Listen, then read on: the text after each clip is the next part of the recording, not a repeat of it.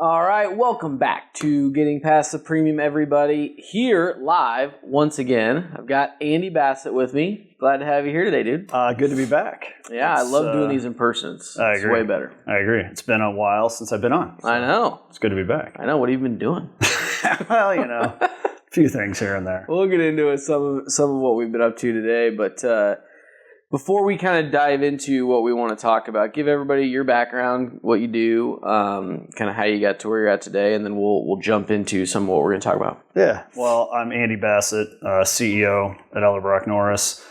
I mean, I've been in the business right out of college, so I'm over 20 years in. We're a family business, so there's a lot of elements that go into that. We're in the middle of exit plan with my uncle, your dad, in the business. And so it's been quite an evolution in the firm in my time here, going back 20 years and kind of what we've done. A lot of what we'll talk about now as we tell our story and kind of the brand we've built. It's been a big shift as we've watched the industry shift, as we've watched, kind of the marketplace shift and going, from being really good at insurance, which we always have been, which is what we were very good at since the day I joined the company, to really shifting to becoming best in class in that advisory role for our clients. It's been a lot of fun. And that's been a big part of kind of my charge, I guess, as a leader of the company, was to see that through and see our brand Encore develop, and then our brand tagline with Protect Your Purpose follow that, and being able to build out, the different models we have, the different divisions of the company to create the advisory services has been a lot of fun. But yeah, it's been over 20 years in the making, I guess. Yeah. Yeah, it's kind of wild to think back over the last 15 or so years. But so we've talked in the past about our evolution in our model and things like that, which folks can go back and listen to some of those episodes. But you mentioned the Protect Your Purpose, our brand tagline and things like that.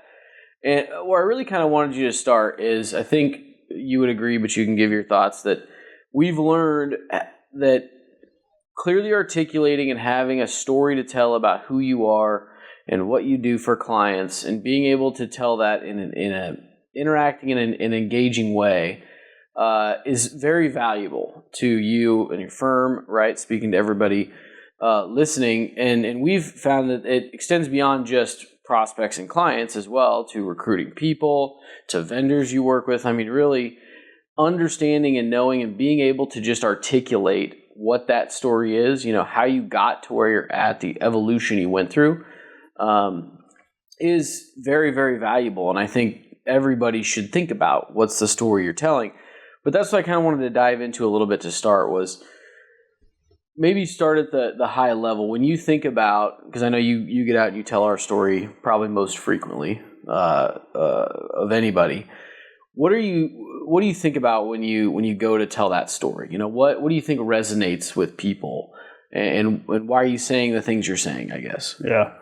Well, I mean, so a couple things that are interesting there. We talk a lot about stakeholders here at Ellerbrock-Norris. When you think about the stakeholders, you mentioned a few of them: our partners, obviously our team, their families, our clients, and our communities, many other people we touch, and really having the story and telling the story, I would argue, is probably equally important across all of those stakeholders. And so, totally. We certainly built the model and the brand to be a solution for what we felt was needed in the marketplace, right? So that's client focused. We're building this model, this belief, this brand to go out, protect your purpose, that brand tagline, to take it to our clients. Mm-hmm. But what's become really interesting, and I think what you were alluding to, is getting out and telling that story to these other stakeholders that are a big part of that. Like, you think about recruiting, and that's where we've seen, I guess I don't know that I anticipated how powerful being able to tell a story like this would be in recruiting people, which has been a big part of my focus as of recent in the firm, is to try to get the most talented people interested in what we're doing, build a pipeline of people that want to come work for us, and when opportunity comes available, we bring them on. And so getting out and telling that story, because there's such an important piece. Like, coming and working for companies is a big deal.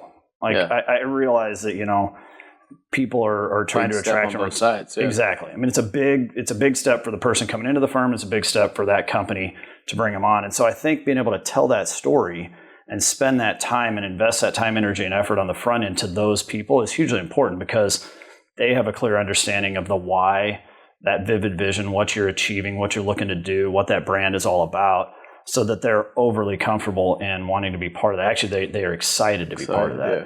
And so that's been a big piece of it. The other piece too, our partners. Obviously in the insurance side of our business, we have a lot of insurance company partners. On the wealth strategy side of the business, of course, we've got a lot of people that help us, build our plans and goals for our clients, whether it's attorneys, accountants, et cetera.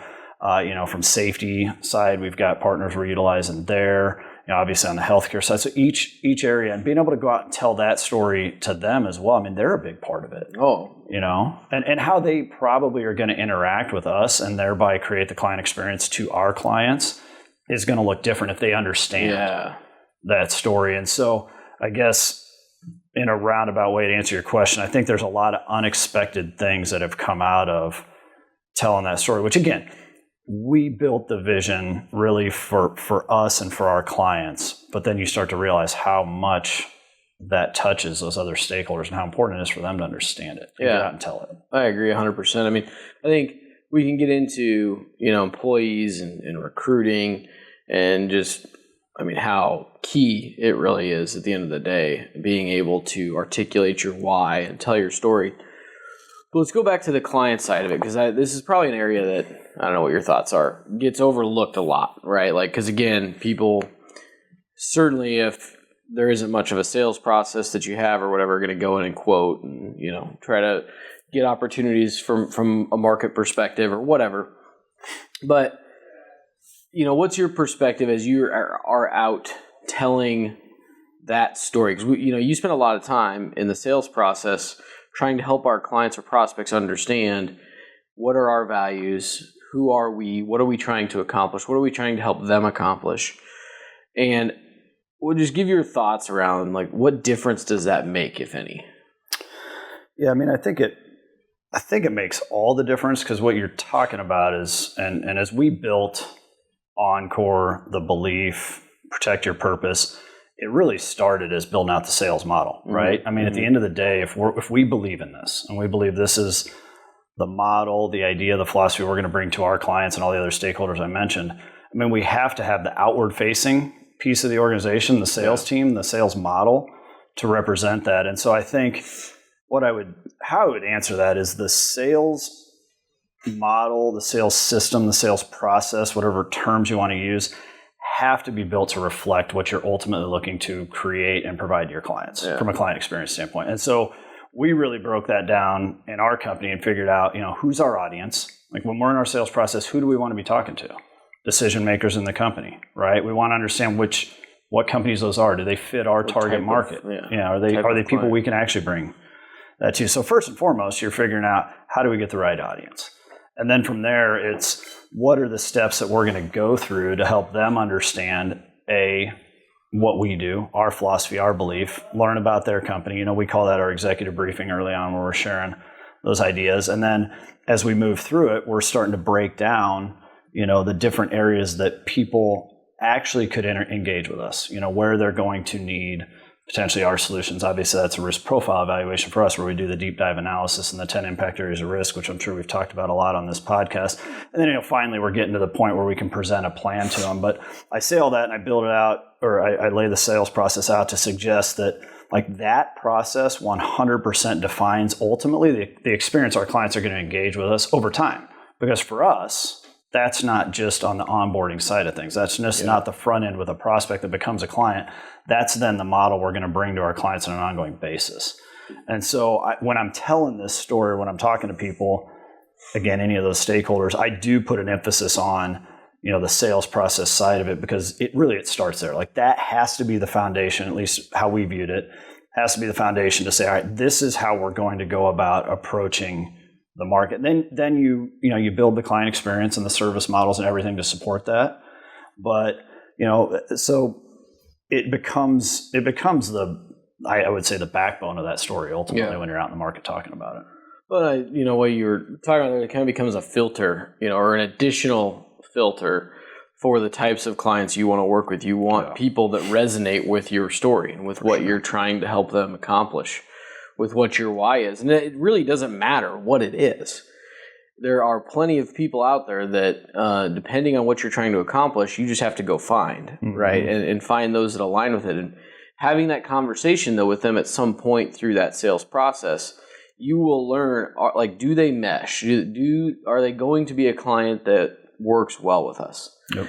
And that can't be understated, because we've certainly gotten into situations where that weeds out clients that just we would have butted heads with. Yep. Maybe they're not a bad business. Our model's not bad. We don't think it's just not right for everyone, right? Well, it's an interesting thing, too, because I said when I was talking about going out and telling this from a recruiting standpoint for people that might want to join the team, that's a big decision. Yeah. Well, it's a really big decision to bring on clients. That's true, I don't think people in our business look at it that way a lot of times, when it's a lot of times a very transactional model. You're saying like the disruption in the client's business to make the change? Yeah. Ours, everybody's. Yeah. We all know, everybody that's watching this knows what it's like to bring on a client that doesn't fit and doesn't work, and the time, energy, and resources both parties put into a failed relationship. Yeah. And so, I think, again, to what you alluded to, is you're vetting that out. And I say this a lot, actually. I think it's kind of a powerful lens to look through in meetings with potential clients or prospects. I say this a lot, is that as much as they're spending that time going through our process to figure out, are we a fit for them? Can we help them? We're doing the same thing. Because at the end of the day, we look at it as a partnership. We want to be their advisor. We want to work through all the things we're going to work through together. And again, I'll go back to, it's a big decision for them to want to change relationships and engage with us, and for us to want to bring them on as a client and be able to deliver the experience we want to be able to deliver to our clients. It's got to be the right fit. And so that's what the sales process is 100% designed to figure out. Do we fit? And ultimately, we make that decision together. And, a lot of people in an advisory type of model, an advisory type of sales process, they can be longer sales cycles. But I don't think that's a bad thing always. I agree. Around that, it's gotten there's been that push with technology to go so transactional and efficiency, that it often gets overlooked the value of, and it doesn't have to be long, it's the right length of a sales process. And also depending on, type of client you're targeting, size, complexity, like all of those things go into it, don't get me wrong. But you certainly need to really be thoughtful about how you're taking a client through the sales process. Because the other thing that we haven't even talked about on the client side is the relationship piece of it. Again, in today's day, that often gets overlooked with technology and things. But I think I don't think it's ever really gone away. Again, I think we overlook it to a degree. But I think it's going to come back even more.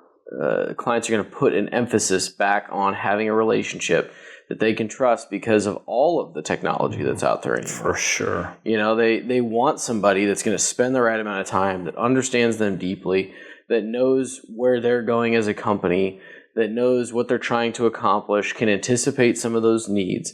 They're going to want that more, and probably pay a premium for it, insurance premium, pay more for it, because that's valuable to them.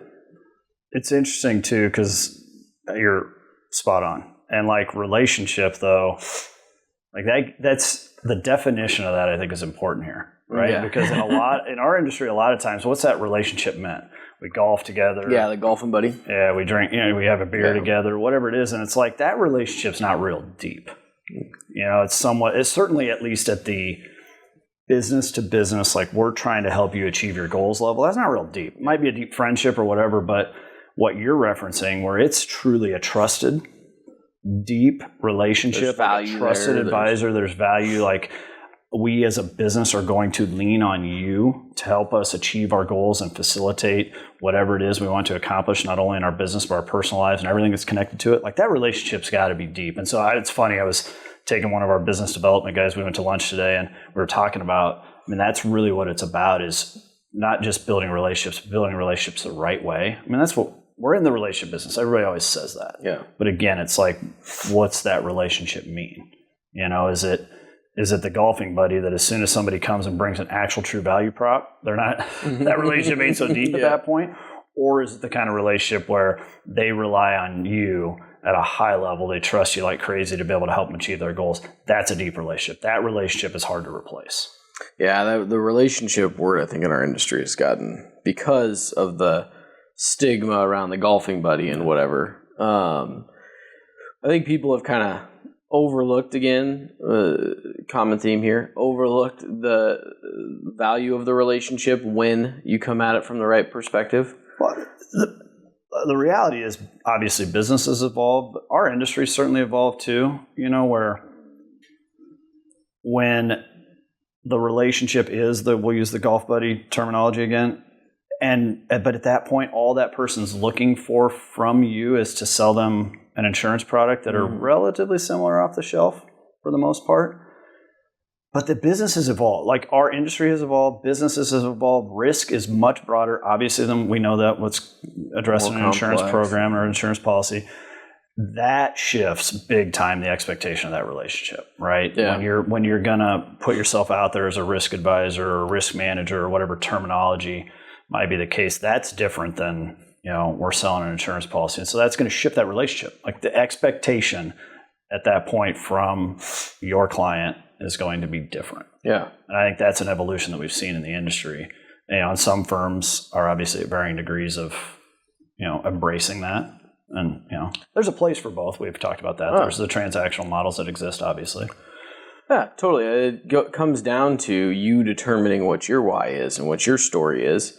And again, aligning it with people that think that same way or find value in that, right? So let's go. We're talking about how we can recruit people using our story, right? And the story that we've been able to build over the years. And I cannot go understated the value that we found in that. I think, to your point, didn't realize how impactful that could be. Being able to tell a story and clearly articulate who we are, what we're trying to go do, why that's important.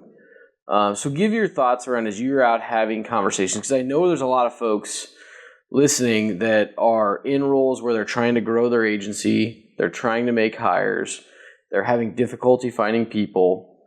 So talk through, when you're out having those conversations, how important is this and how is it resonating with people? What's the type of conversation you're having that gets them engaged to take that next step?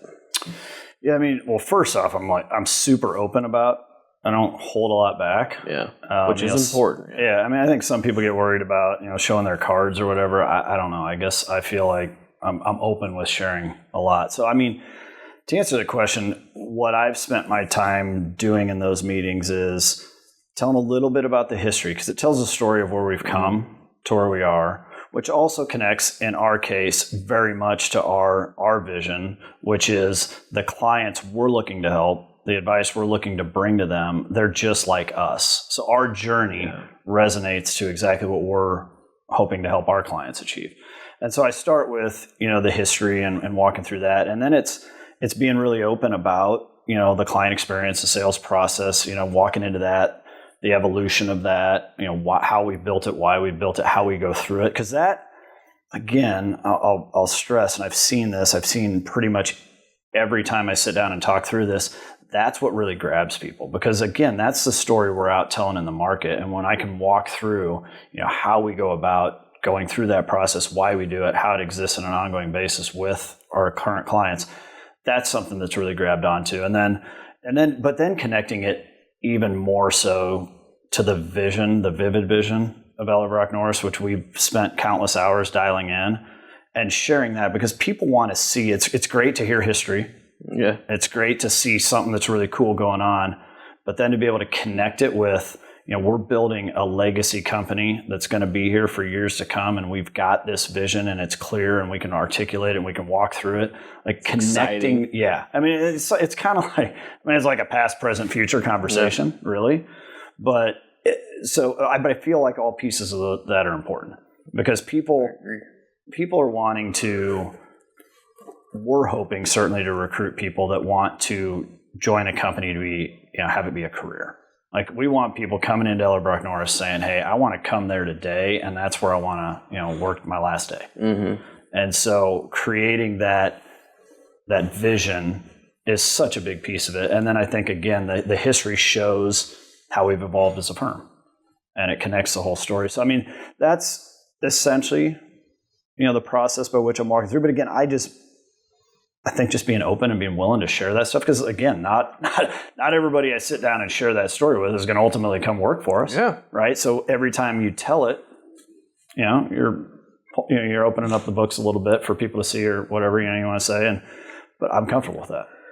And at the same time, I also realize the story gets told. It gets shared because you hear the feedback and people reach out. Your best recruiter, right? Yeah, exactly.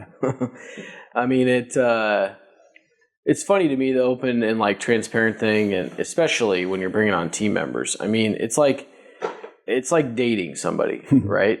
The longer you go being fake, the harder it's going to be to have a long-term relationship with that person, right? And so you need to, the quicker you can, to your point, be open and transparent and have good conversations and dialogue, the quicker you're going to be able to figure out, is this somebody that can join our team and be a valuable resource and be here long-term?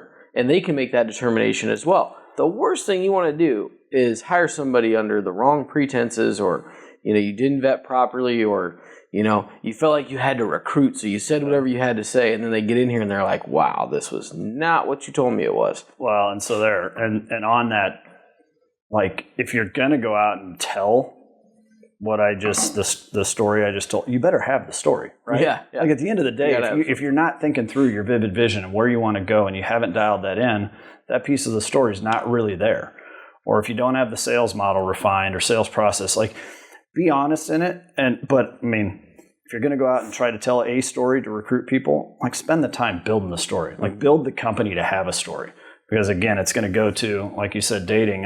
If you give somebody some false persona of who you are, that relationship ain't going to last very long. Well, if somebody thinks they're joining a company under some story that was told, it's not going to take them long to fish out, like, wait a minute, I was sold a bill of goods, or whatever you want to say. So, I mean, for a lot of people, because as I do find that, I will say that when I'm talking to people and I can talk about the vision and I can connect it to all of the things we talk about here internally, how we want to change the way our clients and prospects think, change the way we think, and ultimately change the way an entire industry thinks, and kind of connect all that, like, that's the piece where they grab onto, well, that sure to heck better be an accurate and true statement. But what I find out from them is they'll tell me, most companies don't have that story to tell because they haven't spent the time thinking through building that vision and casting it out. Yeah, I feel like most people think that's a much more complex and bigger project than it needs to be. Like, you have a story, and you just have to sit down and put it into words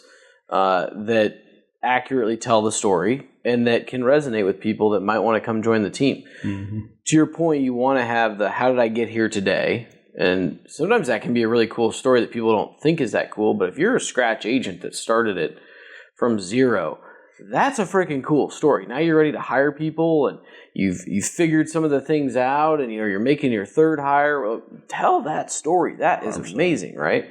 Most firms don't get to that point that start from scratch, and so that's an example of one, but that resonates across really any firm. And then, though, where I definitely think enough of the emphasis is not put is on the future looking. And every business should understand where they want to go and have some sort of a vision that resonates and that is exciting and that paints a really beautiful, awesome future for not only them, their clients, but their team members. And the way to think about that is you, as a leader, if you're listening as a leader, your vision for your company needs to be big enough that the team members you bring in, their visions for their own personal life can fit within your vision, right? So that's the only way you're going to keep them there long term, or else they're going to outgrow you. And sometimes that's okay. Like, some people can outgrow you and move on to bigger and better things, and that's fine.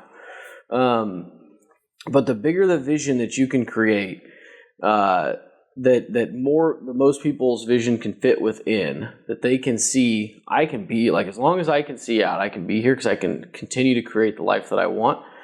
Number one, the better you're going to be able to recruit highly talented people. But number two, the longer you're going to be able to keep those people 100%. Around. And again, that doesn't have to be anything crazy. I mean, think about where you want to get to in the next 5 years. You know, we call it a BHAG, big, hairy, audacious goal. Put something like that out there. You know, think big, think 10x style, and just say, what if? Would that be cool? Does that sound fun? That's what we did. Yeah. Right.